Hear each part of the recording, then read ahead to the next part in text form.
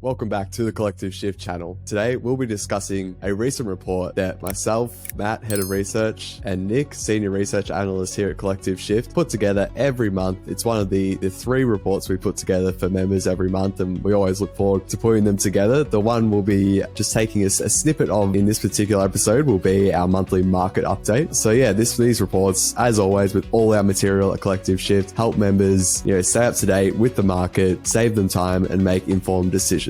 Nick, as I share it on my screen here, I'll let you take away what you want to sort of discuss today. Awesome. Yeah, keen for this market report. So one of the key takeaways that we found delivering the report was, of course, the really big news about Coinbase and them launching an Ethereum-like network. This made massive headlines across the industry. It was perhaps some of the most bullish and most exciting news I've heard in a while, to be honest, considering that I'm really focused on Ethereum and the Ethereum ecosystem. Seeing a big company like Coinbase, which is the biggest public company or one of the biggest public companies in the US, come out and say that they're building on Ethereum is really exciting.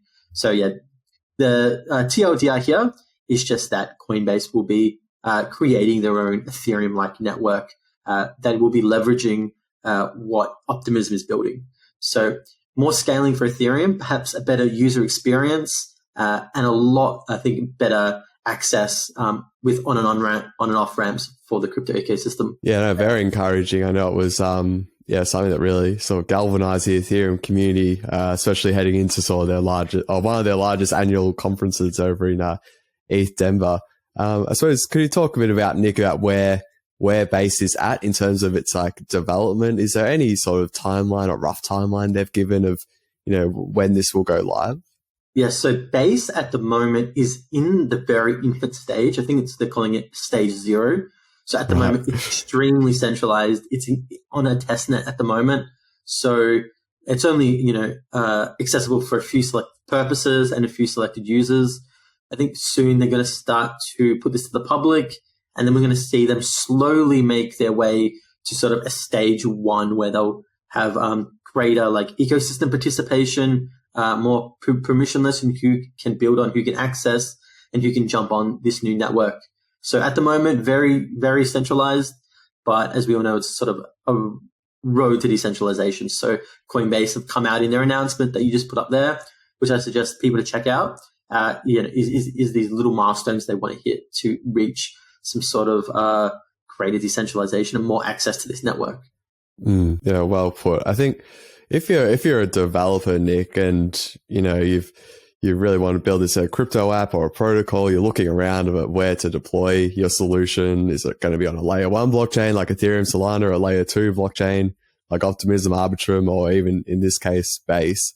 Could you maybe just talk about, do you think this is going to be like a Base will really have a really good magnetizing sort of effect and will have an easy job attracting developers, or because of that centralized factor you sort of spoke about, do you think that might deter a few developers? Yeah, it's a really interesting one, because with Coinbase, they've come out and said that there won't be a native token for Base.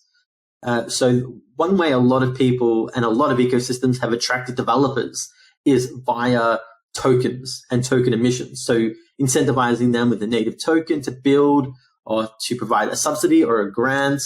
Coinbase won't have this luxury to just throw out a coin token like some of these other ecosystems have. But at the same time, Coinbase's greatest power and strength is its network of users. So I think it has something of 100 plus million of verified users. This is one way I think people will want to build on Coinbase, because you'll be able to access all those users if you build natively on top of their layer 2 solution. Yeah, understood. Definitely, it's definitely a big, bunch of a massive group of users, to be sure, in a time when users are very lacking in the crypto space. There's a lot of talk now about Optimism. I know it being one of the leading layer 2 solutions on Ethereum. Interesting that the relationship between Coinbase and Optimism and this sort of Base and where it sits in that relationship. Could you kind of just talk through maybe that decision by Coinbase and where it is in relation to that Optimism ecosystem? Yeah, this is something that probably got a bit confused in a lot of the announcements, is because some people were maybe misreporting that they were building directly on Optimism and they're going to use the Optimism token for any purposes or things like that. Whereas they're actually building in the Optimism ecosystem in terms of their own technology stack. So the way that Optimism works is they've built out a core framework called the OP stack, which allows, I guess it's like anybody to deploy their roll-up like network building to, those specifications. So that's what Coinbase have done. They've saved a lot of the time and legwork by leveraging what Optimism have done, but they'll be sort of plugging in and sort of accessing a lot of common utilities because they're both based on the same like network and sort of architecture. So if they want to build something, they'll easily be able to plug into Optimism and make it just really easy to go in and out of these same applications. Whereas if they were building on something different, then there might be a bit more headache in having to create like a tailored solution for this.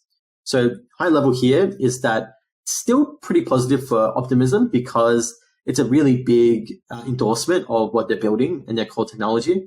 So obviously there is something there, and Coinbase pretty much believes that they can grow the whole pie together. So although they're kind of competing with each other in a way, there should be a bigger pie because it's going to be a much more easier user experience, should be quicker, should be attract a lot more users to these Ethereum networks, which then creates bigger slices of the pie for everybody.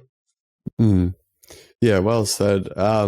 And then in terms of like Optimism versus Arbitrum versus, the rest of the group, there's a lot of talk about the rest of the group and, is there going to be more up and comers in the layer 2 space? Should people be trying to get airdrops and the tokens of these, will they have any value?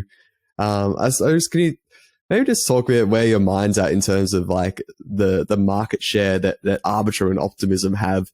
And, whether, do you think the rest of the pack is running out of time? Like a lot of them still haven't gone live yet, but we've been, tracking them for a while now. Is that a concern for you? It's sort of interesting in a way, not so much concerning because ultimately we may come to a situation where we have 20 plus, I think, scaling solutions out there at the moment. That's obviously a lot.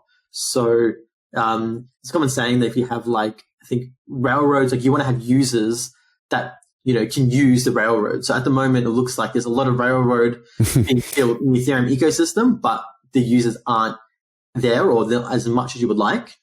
So maybe we're going to see a case where these come together in a certain way. Maybe we see mergers, acquisitions, a few looking to build together instead of independently.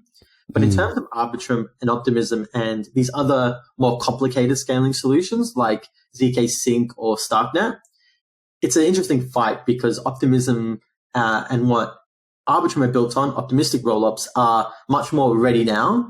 And they've captured a lot of the users, a lot of the TVL, and a lot of like the brand recognition. Whereas now we're coming up to a stage where these other companies who maybe are building on better long-term technology are sort of struggling then to capture this lead that Optimism and Arbitrum have taken. So interesting thing to look for, work out. I always think it's interesting because Optimism are introducing their Bedrock upgrade, which sort of allows them to, in a way, merge or incorporate newer technologies as they come more apparent.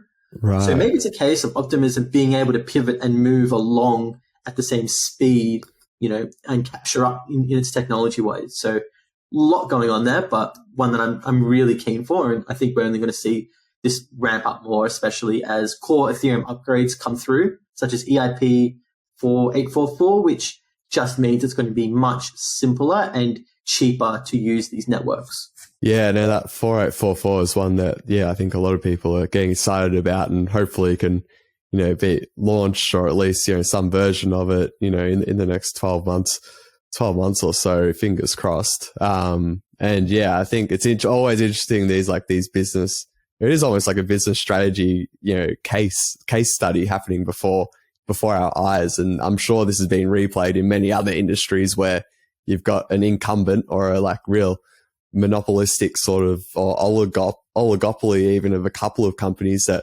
don't really have like the technical like compared to some competitors that might be technically better. they might just have something about them, whether it's the marketing and these other sort of factors, whether they were first to the market, things like that, that ultimately allow them to retain their market share. So this is like a really interesting sort of case study in real time. And ultimately for us as investors, really then does come back to, will these chains get adoption?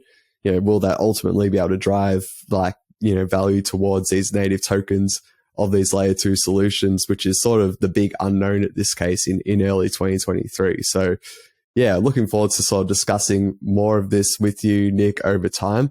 And particularly for Base. I think that's been a really good rundown, and looking forward to seeing it unfold. Yeah, thanks. Keen to keep these market reports, encourage everyone to check them out. We even have some other more insights there with Ethereum, just seeing how it's tracking along, cover Bitcoin and Ethereum and a lot of the other core things that are happening in the market each month. So yeah, keen to check it out, and hopefully we'll come back next month and hopefully have a lot more good to talk about. Yeah, that's it, Nick. I think, been a popular addition, to the platform at the start of this year. So for anyone, looking to read this full report, we'll link to the one we've been referencing below in the description. And you can also, just head to collectiveshift.io to learn more about our membership offering and what we do here, day in, day out here at Collective Shift. But until then, thank you for listening and see you next time.